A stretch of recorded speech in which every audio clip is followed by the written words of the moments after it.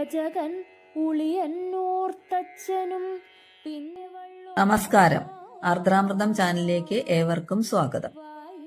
പറയിപെറ്റ പന്തിരുകുലത്തിലെ മൂത്ത പുത്രനായ മേഴത്തോൾ അഗ്നിഹോത്രിയെ കുറിച്ചാണ് ഞാനിവിടെ പറയാൻ പോകുന്നത്. തൃത്താലയിലെ വേമഞ്ചേരി ഇല്ലത്തെ അന്തർജനം സ്വന്തം പുത്രനായി എടുത്തു വളർത്തി എന്നാണ് പറയപ്പെടുന്നത്. അന്തർജനം ഈ കുട്ടിക്ക് ബ്രഹ്മദത്തൻ എന്ന് പേരിടുകയും ചെയ്തു. ബ്രഹ്മദത്തൻ എന്നും വളർത്തമ്മയുമായി ഭാരതപ്പുഴയിൽ കുളിക്കാൻ പോവുമായിരുന്നു. ഒരിക്കൽ ബ്രഹ്മദത്തൻ കുളി കഴിഞ്ഞ് അമ്മയുടെ താളിക്കിണ്ണത്തിൽ ആറ്റുമണൽ കൊണ്ട് ശിവലിംഗമുണ്ടാക്കി പൂജ ചെയ്യാൻ തുടങ്ങി. കുളി കഴിഞ്ഞ് അന്തർജനം കുട്ടിയെ വിളിച്ചെങ്കിലും കുട്ടി പോവാൻ കൂട്ടാക്കിയില്ല. അവസാനം അന്തർജനം താലമെടുക്കാൻ നോക്കിയപ്പോൾ അതവിടെ ഉറച്ചു പോയിരുന്നു. അതാണ് താലത്തിലപ്പൻ എന്ന് പറയപ്പെടുന്ന തൃത്താലയപ്പൻ. ഇന്നും തൃത്താലയപ്പന് താലത്തിൽ നിറഞ്ഞിരിക്കുന്ന മണൽ കൂനയുടെ ആകൃതിയാണ് ഉള്ളത്. അത് ശരിക്കും പാറ പോലെ ഉറച്ചതുമാണ്. എന്നാൽ ഭാരതപ്പുഴയിൽ വെള്ളം പൊങ്ങുമ്പോൾ ശിവലിംഗം മുങ്ങും. ഇതു മനസ്സിലാക്കിയ ബ്രഹ്മദത്തൻ അല്പദൂരം കിഴക്കോട്ട് നടന്ന് അവിടെ ഒരു കുറ്റി നാട്ടി പുഴയോട് അതുവഴി മാറി ഒഴുകാൻ കൽപ്പിച്ചു. അനുസരിച്ച് പുഴ മാറി ഒഴുകി എന്നാണ് പറയപ്പെടുന്നത്. പുഴയോട് വരണ്ട എന്ന് കൽപ്പിച്ച് കുറ്റി തറച്ച ഇടം വരണ്ട കുറ്റിക്കടവ് എന്നറിയപ്പെട്ടു. ഈ പ്രദേശത്ത് ഭാരതപ്പുഴയ്ക്ക് കൊടും വളവാണ്. രചകൻ ഉളിയന്നൂർത്തച്ഛനും പിന്നെ കാലങ്ങൾ കഴിയവേ ഏറെ കാലമായി കേരളത്തിൽ മുടങ്ങിക്കിടന്ന സോമയാഗം വീണ്ടും ആരംഭിക്കാൻ യുവാവായ ബ്രഹ്മദത്തൻ തീരുമാനിച്ചു. പണ്ട് പൂർവികർ ചെയ്തു വന്നതുപോലെ തന്നെ യാഗങ്ങൾ ചെയ്തു തുടങ്ങി. യാഗങ്ങൾ നടത്തുന്ന യജ്ഞാചാര്യനെ അഗ്നിഹോത്രി എന്ന സ്ഥാനപ്പേരിലാണ് അറിയപ്പെടുന്നത്. അതിനുശേഷം അദ്ദേഹത്തെ മേഴത്തോൾ അഗ്നിഹോത്രി എന്ന സ്ഥാനപ്പേരിൽ അറിയപ്പെട്ടു. പിന്നീട് അദ്ദേഹം നിരന്തരമായി യാഗങ്ങൾ നടത്തി ദേവതകളെ പ്രീതിപ്പെടുത്തി. 36 വയസ്സിലെത്തിയപ്പോഴേക്കും അദ്ദേഹം 99 സോമയാഗങ്ങൾ നടത്തി എന്ന് പറയപ്പെടുന്നു. 100 യാഗങ്ങൾ പൂർത്തിയാക്കിയ ആൾക്ക് ഇന്ദ്രപട്ടം ലഭിക്കുമെന്നാണ് പറയപ്പെടുന്നത്. അഗ്നിഹോത്രിയുടെ ഈ വിജയങ്ങൾ ഇന്ദ്രനെ വല്ലാതെ അസൂയാലുവാക്കി. തന്റെ 100ാമത്തെ യാഗം ചെയ്യാൻ തുടങ്ങിയപ്പോൾ ഇന്ദ്രൻ ആ യാഗം മുടക്കാൻ ശ്രമമാരംഭിച്ചു. അഗ്നിഹോത്രി തന്റെ ജ്ഞാനദൃഷ്ടിയാൽ ഇത് തിരിച്ചറിഞ്ഞ് ഇന്ദ്രനെ ശപിക്കാൻ തുടങ്ങി. ഈ സമയം പരിഭ്രാന്തിയേറിയ ഇന്ദ്രൻ അഗ്നിഹോത്രിയുടെ മുന്നിൽ പ്രത്യക്ഷപ്പെടുകയും 100 യാഗം ചെയ്തതിന്റെ ഫലം നൽകി അനുഗ്രഹിക്കുകയും ചെയ്തു എന്ന കഥ പ്രചരിച്ചു വരുന്നുണ്ട്. കേരളത്തിലെ യാഗങ്ങൾ പലതും ചിട്ടപ്പെടുത്തിയത് മേഴത്തോൾ അഗ്നിഹോത്രിയാണെന്ന വിശ്വാസവുമുണ്ട്. അഗ്നിഹോത്രിയുടെ 100ാമത്തെ യാഗം നടത്താൻ വേണ്ടി ഈ യജ്ഞശാലയിൽ യാഗം തുടങ്ങുമ്പോൾ ദേവേന്ദ്രൻ ഈ ആലിന് മുകളിൽ നിന്ന് ഒരു ബ്രാഹ്മണന്റെ വേഷം ധരിച്ച് മാലിന്യങ്ങൾ വലിച്ചെറിഞ്ഞ് യാഗം മുടക്കാൻ നോക്കുകയായിരുന്നു.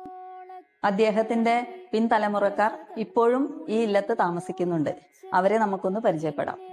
ഞാൻ രമണി, ഇവിടുത്തെ ആത്തേമാരാണ്. ഞാൻ സാവിത്രി, ഇവിടുത്തെ ആത്തേമാരാണ്, പടിഞ്ഞാറേടത്തെ മകള്. രമണി മുതൂർശി മകളാണ്. അഗ്നിഹോത്രിയുടെ പിൻതലമുറക്കാരായ 2 സഹോദരന്മാരുടെ പരമ്പരയാണ് ഇപ്പൊ ഇവിടെ ഉള്ളത്. അപ്പൊ നിങ്ങൾ ഇവിടെ തന്നെയായിരുന്നോ താമസം?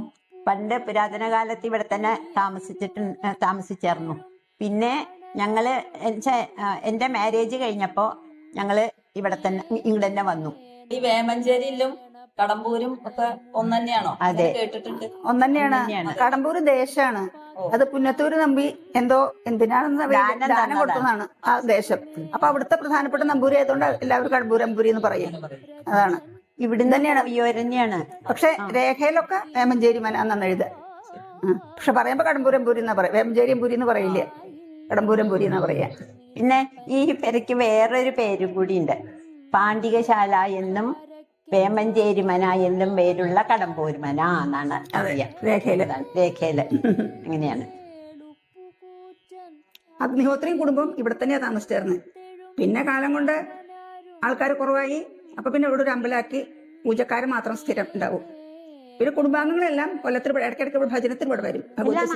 എല്ലാ മാസവും ഭജനത്തിന് വരും. പിന്നെ പാട്ടുകാലുണ്ട് മകരമാസത്തില്. ആ 12 ദിവസം ഇവിടെ തന്നെയാവും എല്ലാവരും. പാട്ട് നടക്കാറുണ്ടെന്ന് പറഞ്ഞല്ലോ, അത് കളമ്പാട്ടായിരുന്നു? അതെ, കളമ്പാട്ട് തന്നെ. അതെല്ലേ. പിന്നെ എല്ലാ വർഷവും ശ്രാദ്ധം ഇവിടെ വെച്ച് നടത്താറുണ്ട് എന്നൊക്കെ കേട്ടിട്ടുണ്ട്. അത് ഇവിടെ തന്നെയാണ്. ജ്യോതിശാസ്ത്രം, വാസ്തുവിദ്യ, വൈദ്യം ഇവയിലൊക്കെ അപാര പാണ്ഡിത്യമുള്ള ആളായിരുന്നു മേഴത്തോൾ അഗ്നിഹോത്രി. പിതാവായ വരരുചിയുടെ ശ്രാദ്ധത്തിന് വായില്ലാ കുന്നിലപ്പൻ ഒഴികെ സഹോദരങ്ങളെല്ലാവരും അഗ്നിഹോത്രിയുടെ ഇല്ലത്ത് സാഹോദര്യത്തിന്റെ സത്ത ഉൾക്കൊണ്ട് എത്തിച്ചേർന്നിരുന്നു എന്ന് പറയപ്പെടുന്നു.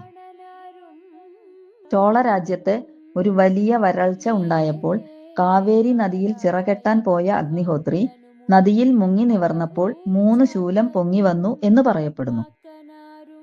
കാവേരി നദിയിൽ ചിറ കെട്ടാൻ പോയി ഒരു മുങ്ങി പോയി എന്നാണ് പറഞ്ഞത്. മുങ്ങി എണീറ്റ് വന്നപ്പോ 3 ശൂലങ്ങൾ ഉണ്ടായിരുന്നു. അതിലെ ഒരു ശൂലം തറച്ച് സ്ഥലമാണ്, ആ പാറയാണ് അവിടെ കാണുന്നത്. അതുകൊണ്ടാണ് ഈ സ്ഥലത്തിന് വെള്ളിയാങ്കല്ല് എന്ന് പേര് വന്നത്.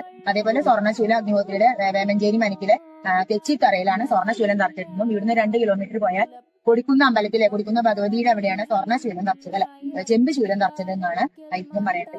ഇതിന്റെ ഉള്ളിലാണ് കേട്ടോ ഭഗവതി വിളക്കായി പൊന്തി വന്നതാണ്. സ്വർണ്ണശൂലം വിളക്കായിട്ട് പൊന്തി വന്നത് ഇതിനാട്ടോ. ഇവിടെ തെച്ചിയുണ്ട്, നന്ദ്യാർവട്ടം ഉണ്ട്. അത് നല്ല പ്രാധാന്യമുള്ളതാണ് കേട്ടോ.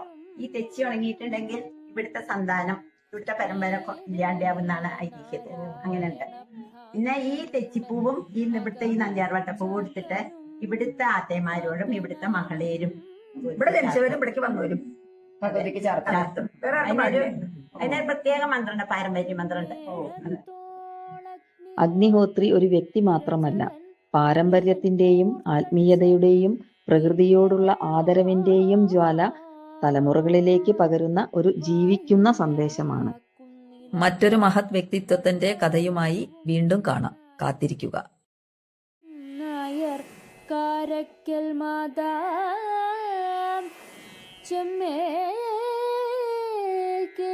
കേളുപ്പുകൂറ്റൻ പെരിയ തിരുവരങ്കത്തെഴും പാണനാരും നേരെ നാരായണ ഭ്രാന്തനുമുടൻ അകവൂർച്ചാത്തനും പാക്കനാരും